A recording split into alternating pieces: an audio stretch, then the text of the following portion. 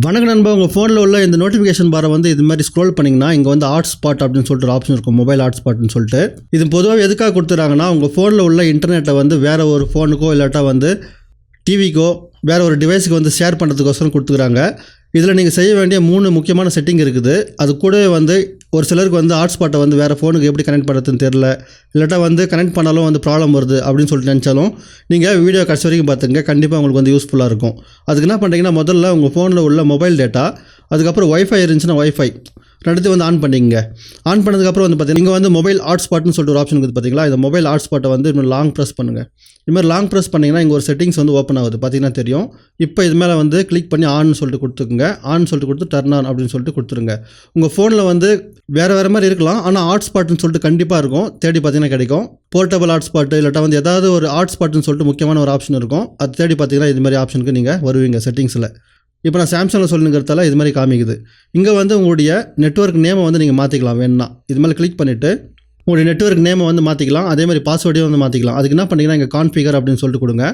கான்ஃபிகர்னு சொல்லிட்டு கொடுத்துட்டு இங்கே வந்து பார்த்திங்கன்னா இப்போ மொபைல் நேம் வந்து இது மாதிரி இருக்குது. நீங்கள் வந்து வேறு ஏதாவது நேம் கொடுக்கணும் அப்படின்னு சொல்லிட்டு நினச்சிங்கன்னா ஈஸியாக வந்து கேலக்ஸி அப்படின்னு சொல்லிட்டு கொடுத்துக்கலாம். இல்லாட்டா ஏதாவது உங்களுக்கு ஃபேவரட் நேமை வந்து நீங்கள் கொடுத்துக்கலாம். அதுக்கப்புறம் பாஸ்வேர்டும் வந்து பார்த்திங்கன்னா இங்கே டிஃபால்ட்டாக ஏதாவது ஒரு பாஸ்வேர்டு கொடுத்துருப்பாங்க. நீங்கள் வந்து அதை மாற்றிட்டு நீங்கள் வேறு ஏதாவது பாஸ்வேர்டு கொடுக்கணும் அப்படின்னு சொல்லிட்டு நினச்சாலும் வந்து கஷ்டமான பாஸ்வேர்டை நீங்கள் கொடுத்துக்கலாம். இதுமாதிரி ஒரு கஷ்டமான பாஸ்வேர்டை கொடுத்துட்டு இங்கே வந்து பேண்ட் விட்த்னு சொல்லிட்டு இருக்குது பார்த்தீங்களா. இது வந்து 2.4 GHz சொல்லிட்டு இருக்குது. இதை அப்படியே விட்டுட்டு இங்கே சேவ்னு சொல்லிட்டு கொடுத்துருங்க. இப்போ பார்த்தீங்கன்னா உங்களுடைய மொபைல் ஹாட்ஸ்பாட் வந்து ஆன் ஆக ஆரம்பிச்சிச்சு, கான்ஃபிகரும் ஆகிடுச்சு. இதுக்கப்புறம் என்ன பண்ணீங்கன்னு சொல்லிட்டு கேட்டிங்கன்னா, உங்களுடைய அடுத்த ஃபோனுக்கு இது பார்த்தீங்களா, அடுத்த ஃபோனுக்கு போய்க்குங்க.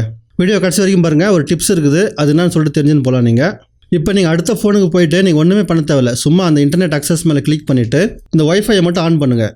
ஒய்ஃபை ஆன் பண்ணிங்கன்னா இந்த இடத்துல வந்து நிறையா கனெக்டிவிட்டி காமிக்க ஆரம்பிக்கும். இங்கே வந்து நீங்கள் கேலக்ஸின்னு சொல்லிட்டு நம்மளுக்கு இருக்குது பார்த்தீங்களா, இந்த ஃபோன் இது அதுமாதிரி கனெக்ட் பண்ணிவிட்டு இங்கே வந்து பாஸ்வேர்டு வந்து நீங்கள் கொடுத்துங்க. 1 2 3 பார்த்தீங்கன்னா 1 இது மாதிரி இந்த ஃபோனில் உள்ள பாஸ்வேர்டை வந்து இங்கே கொடுத்துட்டிங்கன்னா ஒய்ஃபை வந்து கனெக்ட் ஆக ஆரம்பிச்சிடும். இப்போ கேலக்ஸி வந்து இங்கே கனெக்ட் ஆகிடுச்சு. இதுக்கப்புறம் வந்து உங்கள் ஃபோனில் நீங்கள் இன்டர்நெட்டை வந்து யூஸ் பண்ணிக்கலாம்.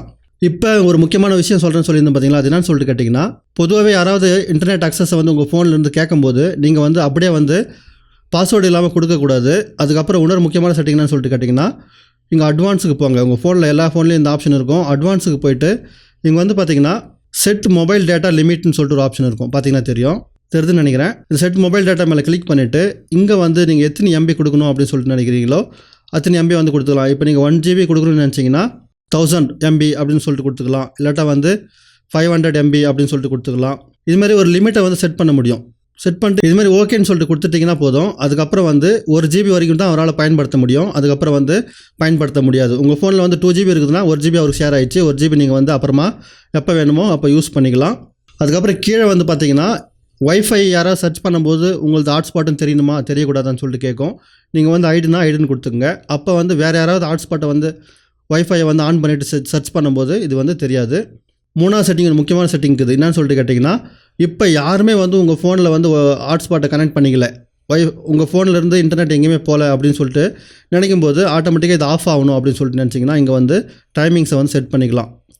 5 மினிட்ஸ்க்கு அப்புறம் ஆட்டோமேட்டிக்காக வந்து ஹாட்ஸ்பாட் வந்து ஆஃப் ஆகிடும். அதுமாதிரி செட்டிங்ஸும் நீங்கள் பண்ணிக்கலாம். அதுக்கப்புறம் இங்கே சேவ் அப்படின்னு சொல்லிட்டு கொடுத்துருங்க. முடிஞ்சிச்சு.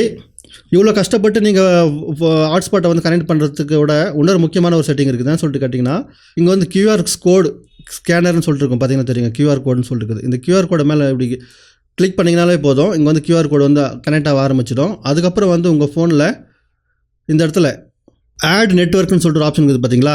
இந்த ஆட் நெட்வொர்க் மேலே இங்கே ப்ளஸ் மார்க் மேலே இப்படி கிளிக் பண்ணுங்கள்.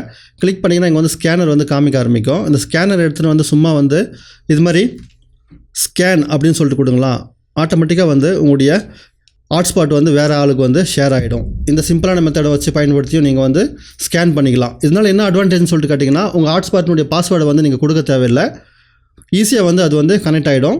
இது மாதிரி ஹாட்ஸ்பாட்டில் உள்ள செட்டிங்ஸ் எல்லாம் உங்களுக்கு பிடிச்சிருக்குன்னு நம்புகிறேன். பிடிச்சிருந்துச்சுன்னா மறக்காமல் சூப்பர்னு சொல்லிட்டு கீழே கமெண்ட்டில் தெரிவிச்சிருங்க, ஒரு லைக் போட்டுக்குங்க. அதுக்கப்புறம் பக்கத்தில் ஒரு வீடியோ தெரியுது பார்த்தீங்களா, அது மேலே மறக்காமல் கிளிக் பண்ணிவிட்டு அதையும் எப்படி இருக்குதுன்னு சொல்லிட்டு பார்த்துக்குங்க. மீண்டும் அடுத்த வீடியோவில் சந்திப்போம். தங்களின் பொன்னான நேரத்திற்கு நன்றி.